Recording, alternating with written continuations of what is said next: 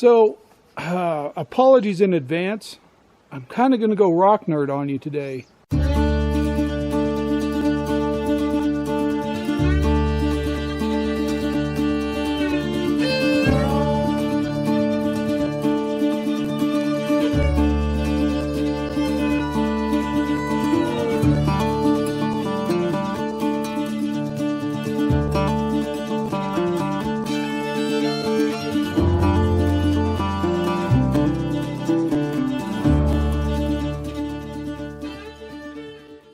I'm really excited for today's video.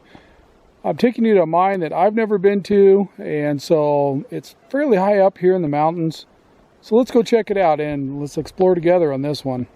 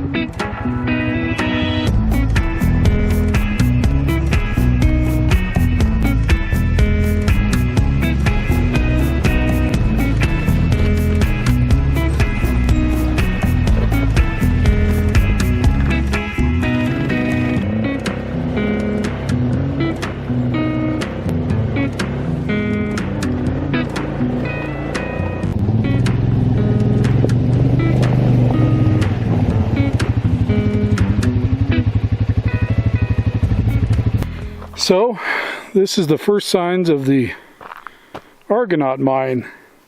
This mine was found a little later than most of the mines. You know, most of them were found back in the late 1800s. This one was found in the late 1930s.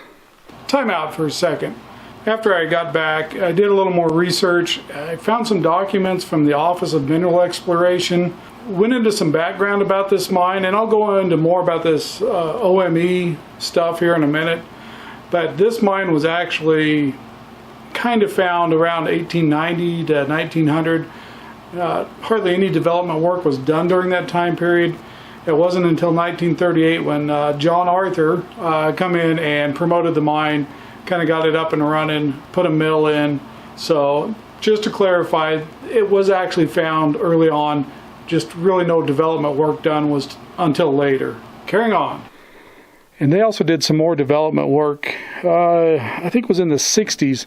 They weren't really looking for gold so much as another metal that the government was after. And I'll have to look it up again. I've read about it a couple times. And back then, the government actually helped fund these mining expeditions for that certain metals they were after that they considered a national asset. So, pretty neat. You can definitely tell this is not the oldest of cabins. It's still fairly old. How would you like to stay a winter up in here? There's the old stovepipe. Again, like I've mentioned on a couple videos, anytime you see plywood, the pack rats just love to chew on that stuff. I don't know if it's the glue or what it is, but in no time that plywood's gone. Let's go look around outside. Pretty excited. I've never been to this mine, so. And down the road here a ways, I found some tracks that we'll probably look at on the way out. I heard there was a mining camp set up down here lower than the mine. And I've seen some tracks heading back in those trees, so we'll come back and look at that.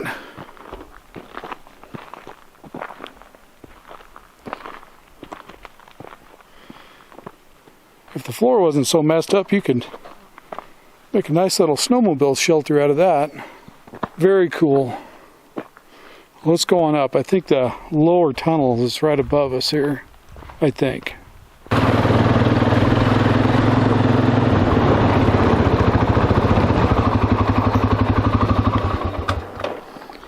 Okay, you can see the tracks coming out. Right here would have been a little overhead rail system to come out here to this dump pile. Here's a picture of what it looked like back in the day. This mine was another one, like I mentioned on the last mine video about the Golconda mine. John Arthur had a lot to do with this one, and he didn't find the mine, but he got involved in it later on, and he really promoted this and kind of got it going. So a lot of the samples were done by him. They've got a pretty good sample map of what they pull. You know, they went in and took samples, and they wrote on the map where they found what. So, you know, most of them were taken by him. So I don't know if this was actually a good mine. You know, back in the newspaper articles from the 30s, it was really saying this was a great producer and is going to be a great mine. But it kind of fizzled out after a few years, so I'm not really sure. And then in the 60s, when they came in looking for that other metal, you look at the returns from the samples they got, you know, they were testing for gold too, and they just didn't find a whole lot. So I don't know if this was a great mine or whether it was just a bunch of hoopla. Let's go look at that shack right over there. So here we are. Wow, this still even has an old stove in here. Cool. Don't come up here and steal stuff. Leave it for the next guy to come look at. My grandparents used to have a stove just about like that in their house. Well, it wasn't quite that big, but very similar. I mean, that...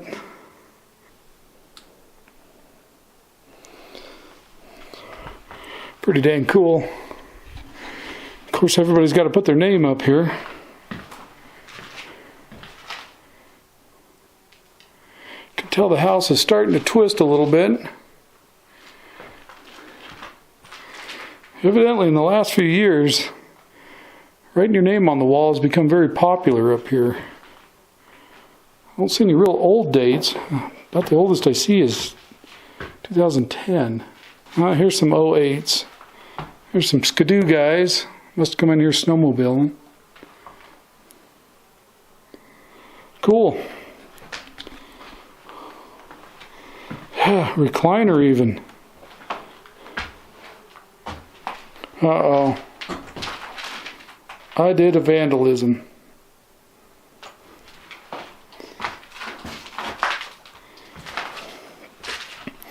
Ye old outhouse. Not often you find these in this kind of condition, especially in this country. Evidently they had electricity in here at one point, or planned on it. Probably a generator. Though there was a power line that came real close to here. I think it was about 3,000 feet away that went over the hill to Granite. So they might have got power from that line. So I see this portal is open. So we better go check that out. Made it up here to the portal, and we're right there. I think it's gated back in there. This isn't a privately owned piece of land, but it is probably somebody's mining claim. Seems like I looked it up here a while back, and it does have a claim on it. Though I've yet to find a claim post around here, so I don't know if it's a valid claim. There's quite a bit of water coming out. Let me go grab a flashlight. Now, I wanted to know how much I like you guys. I did not wear the proper attire today. I forgot my waders. So I just got my mocks on. But for you guys, I'm willing to get my feet wet. Not just anybody I'd get my feet wet for.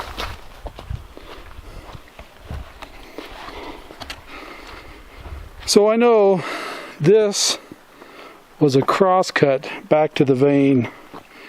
They wanted to get lower down on the vein, and the vein's quite a bit higher up here on the hillside. And you know, obviously the higher up you go in the winter, the rougher it's going to be for weather. So they wanted their camp down here in the bottom, so they tunneled in from this level. And I'm trying not to get my feet wet, but that was pretty unsuccessful.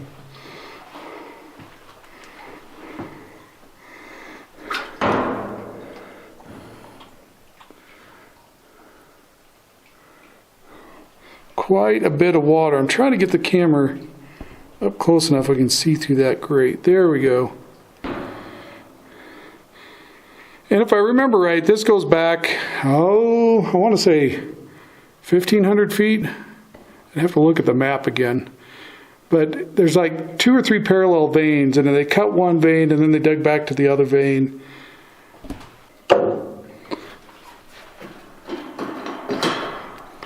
Definitely locked down in there. There's a lock. It'd be fun to go back and explore this one. At least they were smart. They dug this at an angle so the water flows out. You can definitely see the different... Oh, it's going to be hard to see through that grate. Come back a little bit maybe. That makes it worse. So up there you can see goes from one rock strata to another.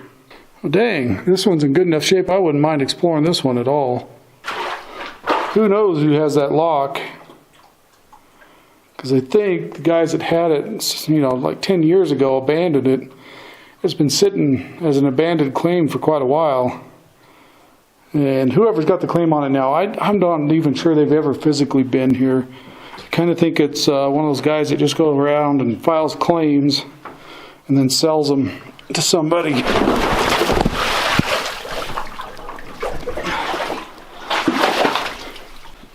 Yep, that was me falling in the water. Now, not only are my feet wet, the back side, front side, everything's wet.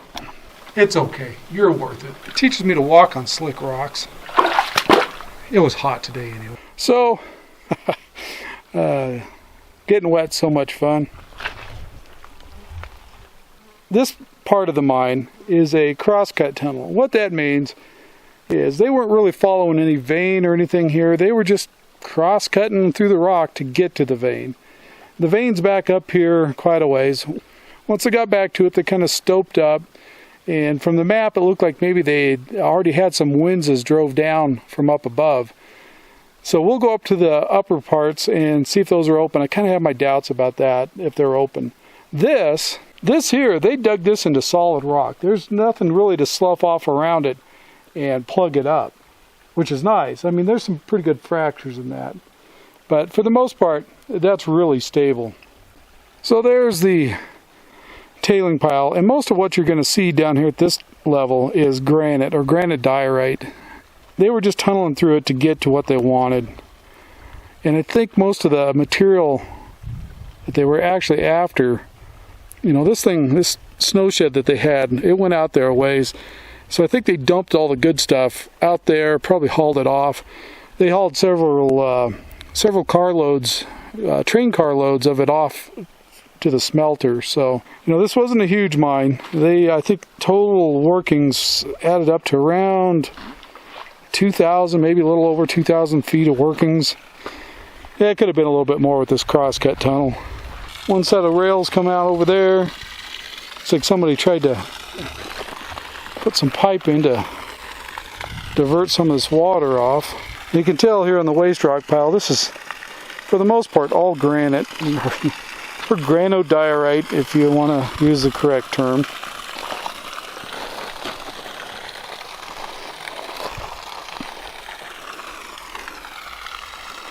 And they had another rail that went over there. That might have been the good pile over there. I don't know what their big plan was there.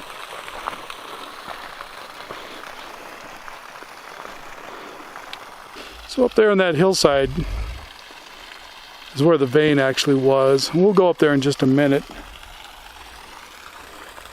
can tell you one thing, the road sucks getting in here. In places it's great, in other places it's totally foobar.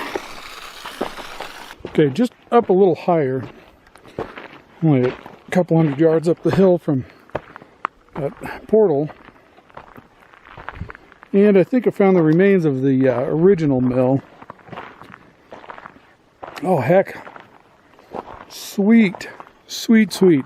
Let me go grab the other camera. It's a little better in this kind of light. Man, that's awesome. So I'm back up with a better camera. Hopefully it's better. It got a little wet. Not super wet. I saved it for the most part, but the one thing I do not like about this camera is it doesn't have image stabilization. It's a Canon SL2. Takes great video, great pictures, but no stabilization. So this is a ball mill. Probably somebody come in and stole all the steel balls. Probably 4 to 6 inch diameter balls are in there. And this rolled around with the ore in it and just pulverized it to nothing before going on. That's usually where it fed in at. And this plate would have been on there most of the time, unless they were replacing the balls or something. I wonder where the bearings went. Why would you take the bearings? Big hunk of steel there. Who knows how much that weighs?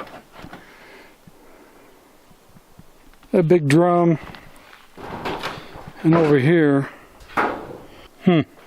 They must have just used gravity separation here. Interesting.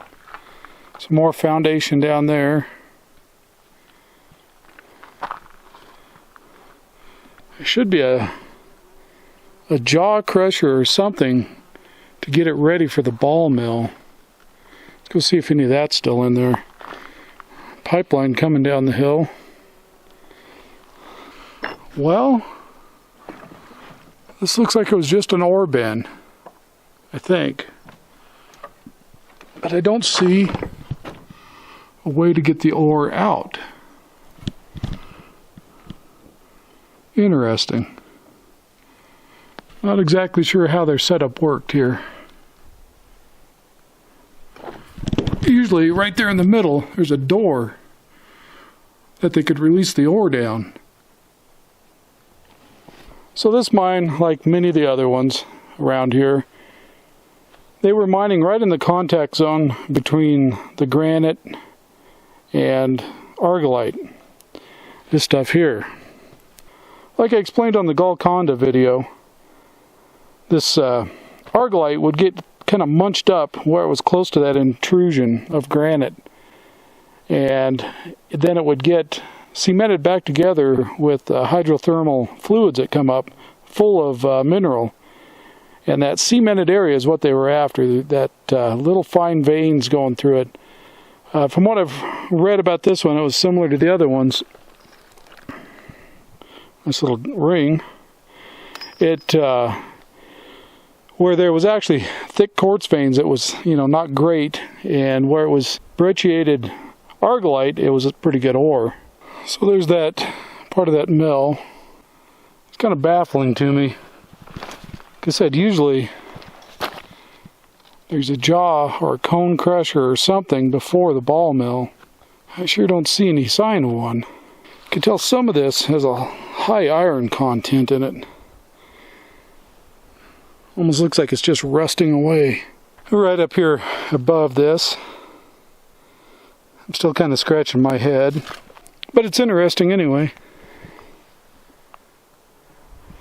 See that pipeline feeding down. Well, I think the road goes up there to where we need to go, so let's go that way. I think I found a piece of the ore. You can see further we get to the north, it's more granite, and over that way it's all argillite. Boy, decisions. I got up here to the waste rock pile. Road splits two different directions here, so we're gonna have to investigate both. But I'm gonna show you where this portal used to be here. And this one, after looking at the maps, I don't think I would adventure back in this one. This one was dug right on the vein. A lot of times when they did that, it's really fractured, not nearly as stable. And this one had 2 or 3 winzes in it. So if there's any water in there, that might be kind of exciting. Okay, we definitely found a piece of the material right here. You can see that's argillite mixed with quartz, kind of all cemented together. That's definitely what they were after right there.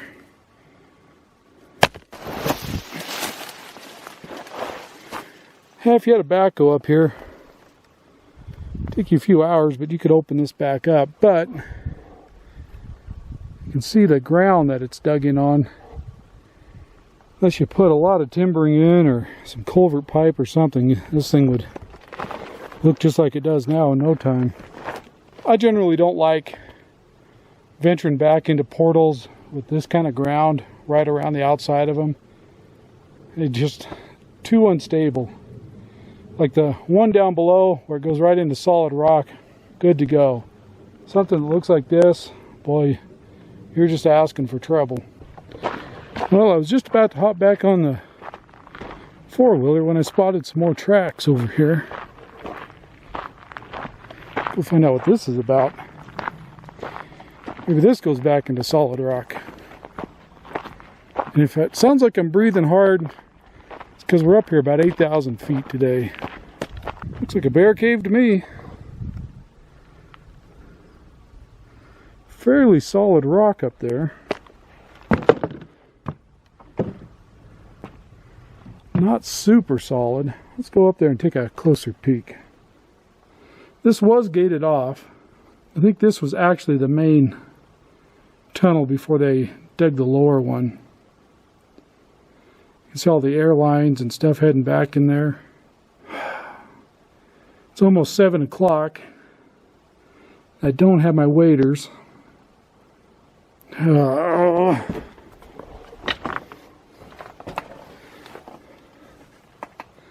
Yeah, I wouldn't be scared at all of going back in this one. The only thing you might have to worry about is the air in here. There's not another opening back in there somewhere. When you got water in them like this, they can be a little problematic. Now, what's a little confusing to me is if this has a winze in it down to the other level like the map shows, why has it got so much water in here? Or this, it just may be up here at the front part of it. It may go back down there, back in there a ways, because usually these are sloped out a degree or two, so water comes out of them. So you may get back in there 100 feet or so when this is dry. Boy, it's a big tunnel. I mean, it's got plenty of room, so obviously they use bigger equipment in here. Well, I'm guessing those guys in the 60s probably opened this up a little bigger. They may have actually just dug this new. That one over that we just looked at might have been the old one, and they just dug a new one in here. Don't know. Interesting, though. If it wasn't so late in the day and I had some waders, we'd be in business. Sorry, guys. I'm not going back in that one. If you look, focus. The moon's coming out. And some of these dead trees over here worry me, and this rock here kind of worries me, and I just don't want to go get all wet, okay? What makes me think this is... The other one that we were just at was the old tunnel, the old adit, and this was a newer crosscut to get back to the vein. Is you see there's really no sign of the contact zone here. There's nothing up here to indicate that this is what they were following. This is just pretty much argillite here. I mean, there's a couple little stringers in there, but and out here I don't really see anything that would indicate this is what they were following. So I think this was a crosscut, because I think I remember reading they did a crosscut at this level too. Let's go find out where these roads go. I think there's more digging above us. I know what you guys are thinking. Boy, that guy's a wimp. He's already got wet. Let's just go back there and get more wet. Well, to tell you the truth, this late in the day. It's going to cool off fairly quickly up here, even in the summer. I think it's probably around 75 up here right now. Once the sun goes down, it's going to cool right off, and we got about a 20-mile ride on this thing to get out of here, so I don't want to be shivering by the time I get back to the truck. That's right, I'm a wimp. So the road to the left comes up not too awful far, and there's a series of cuts down here over the hillside, done with probably a cat or something, exposing the vein. It looks like the vein kind of runs in a northeast, southwest direction. And up here, where they did the last cut over here, right up above it, it's a perfect example of the material that they were after. You can see down here, that was the original argillite, and it was all crunched up during that intrusion. And then quartz come in and kind of cemented it all back together. They weren't necessarily after quartz veins by themselves. They were after this brecciated rock. And I found something kind of interesting over here. I'm going to go take a gander at. Hoping to catch all these before it gets dark up here. And if you look up ahead here, you'll see the argillite. It kind of shows up kind of red. And right through it, you'll see granite diorite dikes. So when you're out and about, you see things like this, take the time to look around. Maybe take a sample. You can see this here really is very distinct. It doesn't have that crunched up stuff that they were after, that brecciated argillite. But I'm betting they found something similar to this down below, and that's what got them started. Well, they may have found it higher up here on the hill and followed it down. See down below us, right there, they took a cat in there and cutting in, trying to expose it.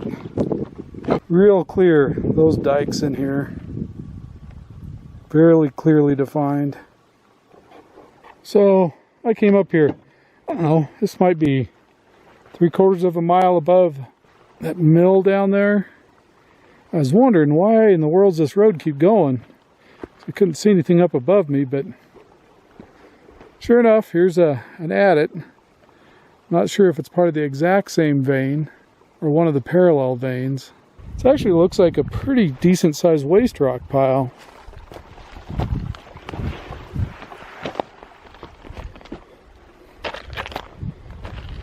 No, enough to go back 300 or 400 feet maybe, I don't know. Pretty good sized pile really, considering the steepness of this hillside. Pretty good flow of water coming out of it. And that mill down in that canyon. So to clarify what this actually was, this was a adit that was put in probably back in the 30s. Went back, they were trying to hit a vein back there. It appears that they hit a couple smaller veins, but not the vein they were really after. And the vein, I believe, was called number 4 big vein. So it looks like a couple guys with the last name of Ramsey, who I think was somehow related to a guy I went to high school with, oddly enough. Anyway, they made a proposal under the Office of Mineral Exploration to go in and try and get to that vein. And you'll find a few of these OME reports around. What it was a way to give incentive to miners to go out and find valuable resources such as gold, silver, and so forth. Now the other program that was in place that John Arthur had tried to use was the DMA program, which is the Defense Mineralization Administration. And their sole purpose was finding those base minerals, lead, copper, things that were essential for war efforts, trying to develop those. And the OME program was more for like gold, silver, and so forth. The OME program, once you got approved for it, the way I understand it, was they took a royalty amount out of all your earnings from that mine until you paid that amount back. And the original amount to go in and explore this vein was somewhere around $34,000. Now they didn't expend nearly that amount of money because it turned into kind of a boondoggle, it sounded like. And here, let's look at the report and I'll read a little bit of it. So let's look a little bit at this document here. And the purpose of the project is pretty much highlighted right there. Explore by cross-cutting, drifting, and long-hole drilling on the E adit level of the Argonaut mine for gold and silver-bearing ore bodies in and along the number 4 big vein, which traverses folded quartzite, argillite, and slate strata of the argillite series, blah blah blah. So that's what these guys are after. They were in there trying to find this vein, and they got good results on the top of the hill, and so they were to extend the adit a certain distance. The original adit that was there was 380 feet long, and they were to extend it, let's look here, extend the E adit by about 100 feet. So extend that adit 100 feet and go back and hit that vein. Let's go down a little further, and then once you're back there on the vein, drive drifts northeasterly and southwesterly from the crosscut along the big number 4 vein. They estimated that the government estimated be about 600 feet of drifting would be required to really explore that vein, and also drill long holes back in there once they got there to do a little more exploratory work, at least 10 feet long holes back in there. And probably it says on here 1,400 feet of long hole drilling, which is quite a bit. So what they wound up doing is they did extend that adit back about 100 feet. The other thing that was included in this was building the road that I drove up there on. Government paid to have that road built up there to that adit, so that's the reason there's such a nice road going up there. That was built in about 68. So in 68, they started this project I think in 67. Pretty much wound it up the summer of 68. In the fall.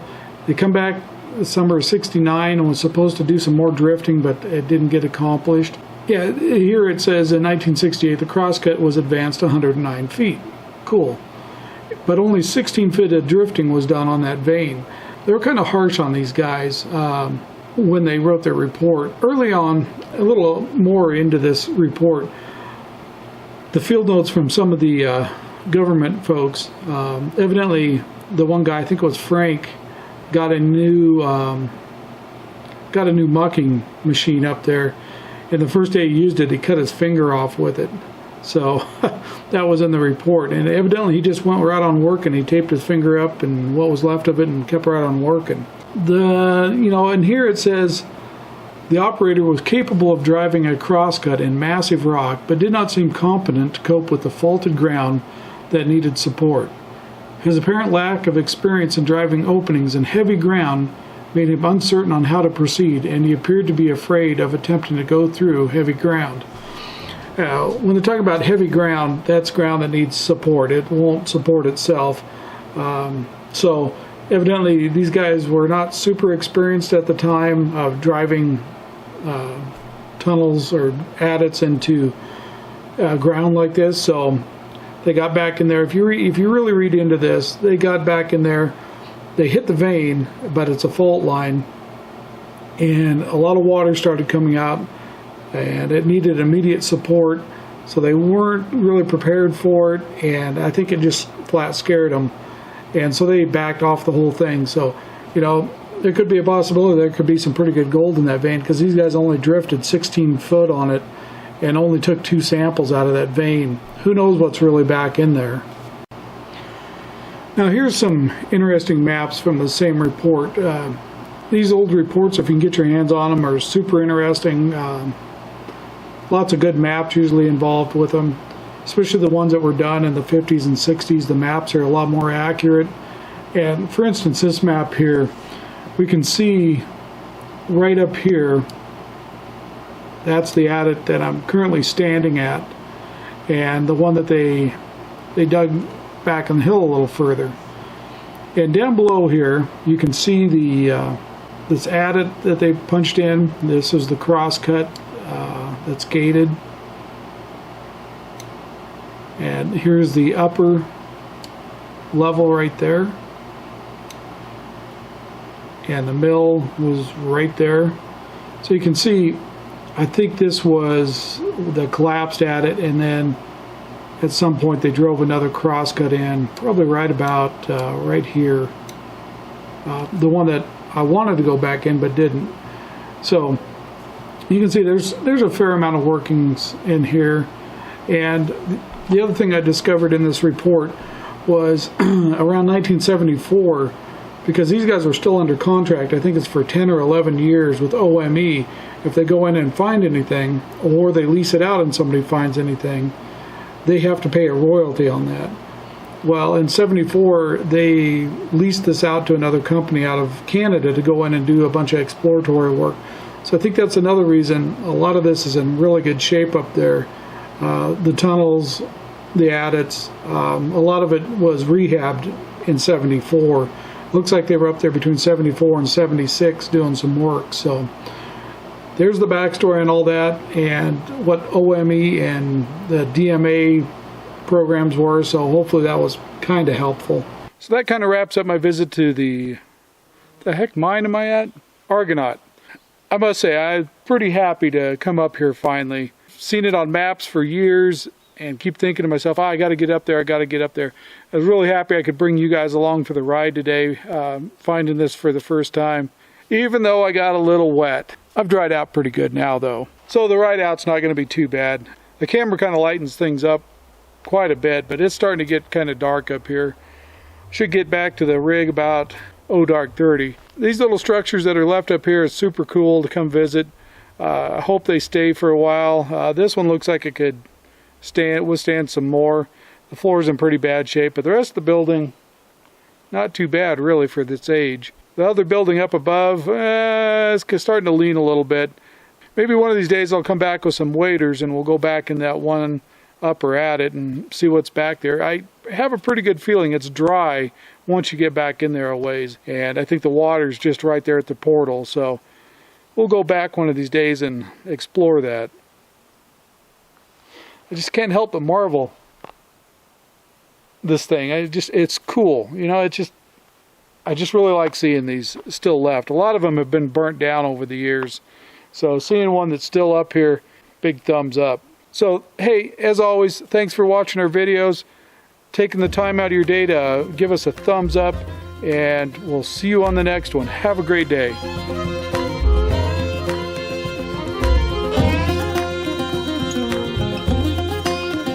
Dang, skeeters are eating me.